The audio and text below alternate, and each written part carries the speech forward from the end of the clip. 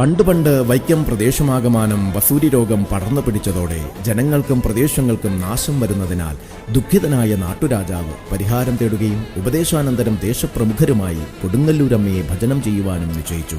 ദേവീ ഭജനത്തിന്റെ 41-ാം നാൾ രാജാവിന് കൊടുങ്ങല്ലൂരമ്മ സ്വപ്നദർശനത്തിലെത്തുകയും വൈക്കത്തപ്പന്റെ വടക്കേ തിരുമുറ്റത്ത് കളമെഴുത്തും പാട്ടും നടത്തി കാലം കൂടുമ്പോൾ ഗുരുതിയും നടത്തണമെന്നും തലക്കലിരിക്കുന്ന ഈ പള്ളിവാൾ കൂടി കൊണ്ടുപോയി അതിലെന്റെ സാന്നിധ്യം ഉറപ്പിച്ചോളൂ എന്നും അതോടെ പ്രശ്നപരിഹാരമുണ്ടാവുമെന്നും 12 വർഷങ്ങൾ കൂടുമ്പോൾ ഇങ്ങനെ ചെയ്താൽ നാടിനും ജനങ്ങൾക്കും മേലാലും ആപത്തുകളൊന്നും ഉണ്ടാവുകയില്ലെന്നും അരുളപ്പാടുണ്ടായി. പിറ്റേന്ന് ഉറഞ്ഞുതുള്ളിയ വെളിച്ചപ്പാട് ഇന്നലെ സ്വപ്നത്തിൽ വന്നത് ഞാൻ തന്നെയാണെന്നും അങ്ങനെ തന്നെ ചെയ്തോളൂ എന്നുമുള്ള കൽപ്പന പ്രകാരം വടക്കുംകൂർ രാജാവ് തുടങ്ങിയ അനുഷ്ഠാന കർമ്മമാണ് വടക്കുപുറത്തുപാട്ട്.